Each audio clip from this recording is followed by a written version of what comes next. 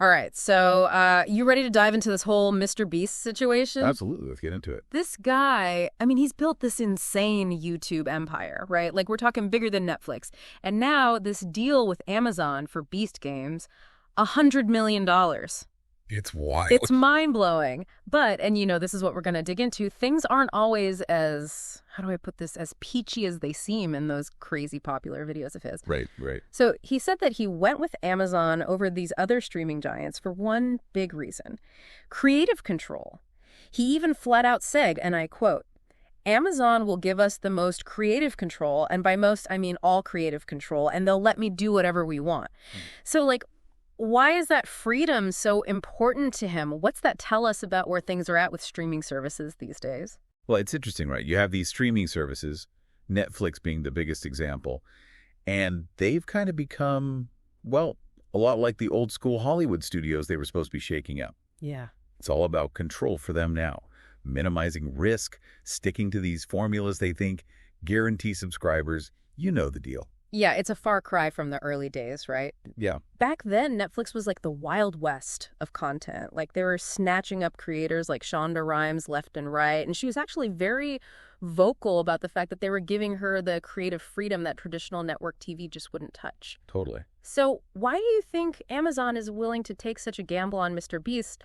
What do they see in him that's worth that risk? Well, you got to remember, Amazon's not exactly new to this whole risk-taking thing. I mean, they've poured billions and billions into their streaming platform. Yeah. They want to compete with these heavy hitters like Netflix and Disney. Right. But their track record isn't exactly perfect. Remember that Lord of the Rings series? Oh, yeah. A ton of money went into that. Yeah. And let's just say it didn't quite become the phenomenon they were hoping for. Yeah, that's gotta hurt. So why Mr. Beast? Well, for starters, he's got this built-in audience of hundreds of millions. Mm-hmm. That's massive for any platform, but especially for one that's still trying to really cement itself. Yeah. You know? Right. And his YouTube stuff, yeah, it's over the top, but you can't deny it's engaging. People love watching it. Oh, for sure. And it fits right in with a lot of what Amazon seems to be banking on right now, right?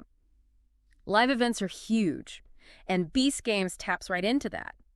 Plus, he pulls in a much younger demographic. That's crucial if you're trying to build a subscriber base for the long haul. Exactly. It's all very calculated on their part. They're banking on his massive appeal, hoping his YouTube success translates to the streaming world. So it's a calculated risk for sure. But with that much creative freedom, especially with someone as, well, ambitious as Mr. Beast, isn't that kind of a double-edged sword? Oh, absolutely. And that kind of brings us to Beast Games itself, right?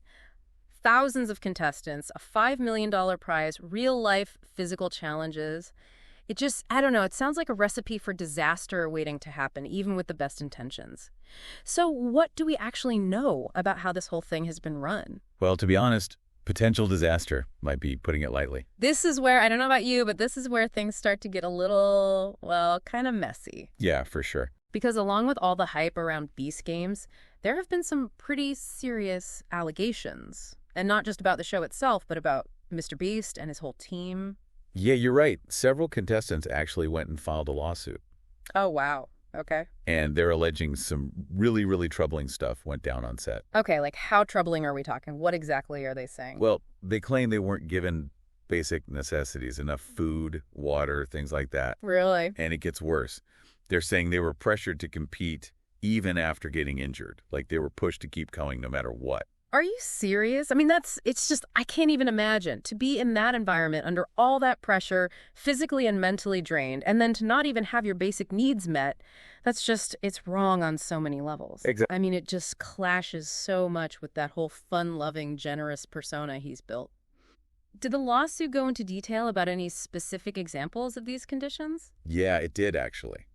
Like there were some claims about contestants not getting enough shade or water while they were waiting around in the hot sun for hours. Oh my gosh. We're talking like potential heat exhaustion here, which we know can be incredibly dangerous. Oh, absolutely. There were even reports about contestants being denied their meds or having to wait forever to get medical attention for injuries. That's awful. Like, to think that people were put at risk like that, especially with all the money and resources they clearly have, that's just, it's unacceptable. It is, and it doesn't even end there.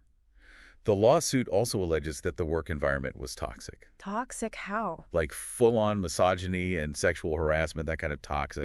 Wait, are you serious? Sexual harassment on set? I know, right? Yeah. It's awful.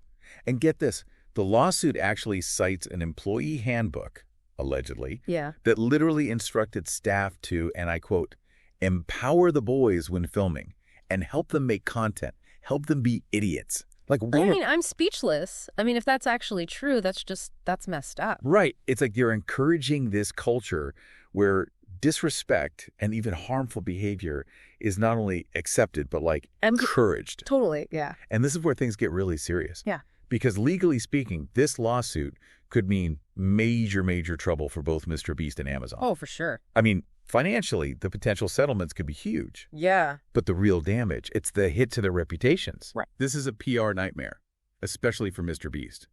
This is a guy who built his whole brand on being this benevolent philanthropist. It's true. It's like this whole thing it makes you question everything, you know? Here's this guy, he's famous for giving money away, helping people, and now he's being accused of exploiting them, basically, for views, for profit. It's like, it makes your head spin a little, doesn't it? It really does. And here's the thing. This isn't even an isolated incident. The Beast Games lawsuit, it's like it opened this Pandora's box of other controversies around Mr. Beast and his team.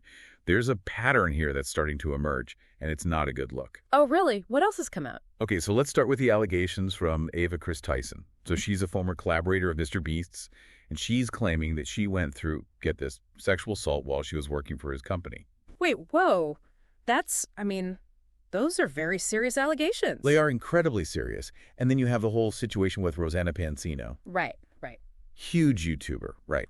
Worked with Mr. Beast in the past, and she has been very vocal about her own negative experiences. Yeah, I remember that.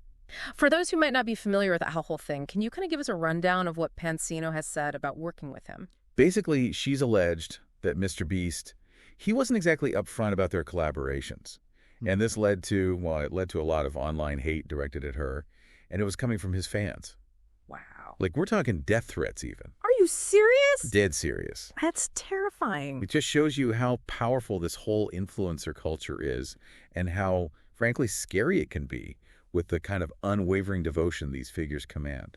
Yeah, and it's like a reminder that online spaces, yeah, there's a lot of good, but they can be breeding grounds for some seriously toxic stuff, especially when you throw misinformation and that whole mob mentality into the mix. 100%. And then on top of all that, there's the secret sauce situation, right? I forgot about that. Mr. Beast was accused of not being transparent about his involvement with this social media company, and it ended up locking some creators, Pansino included, out of their own accounts. This is a mess. It is a mess. So we're seeing this pattern emerge. It's not just these allegations from Beast Games. It's these potentially shady business practices and just a blatant disregard for how his actions impact others.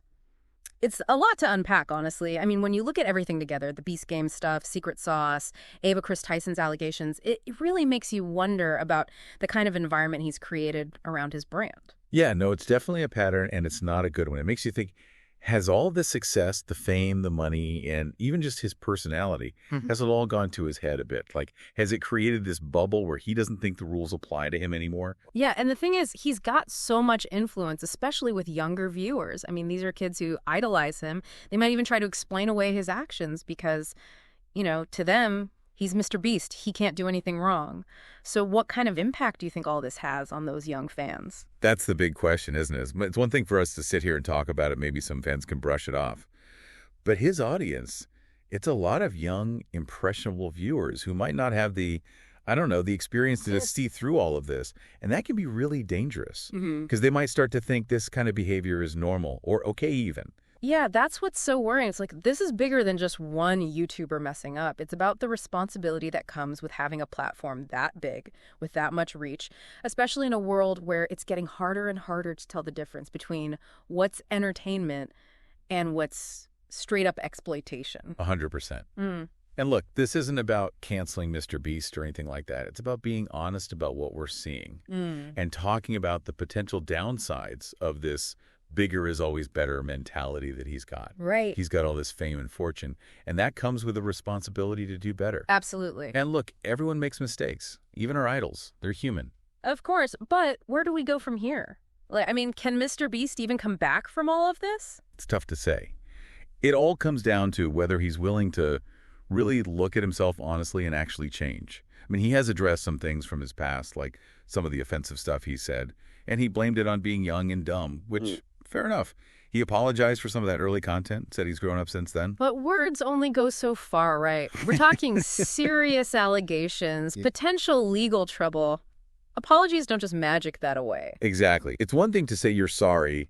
It's another to actually prove you've changed, to show that you're going to do things differently moving forward. It's about setting up an environment where people feel respected, where things are transparent, where there's actual accountability. It does feel like we're at this turning point, not just for Mr. Beast, but for like the whole influencer world, you know? We are, yeah. Yeah. And if there's one thing I want people to take away from all of this, it's that with great power comes great responsibility. Real leadership, real influence, it's not just about creating a spectacle. It's about owning your mistakes, fixing what you broke, and then using your platform to actually lift people up, to inspire them, not just entertain them.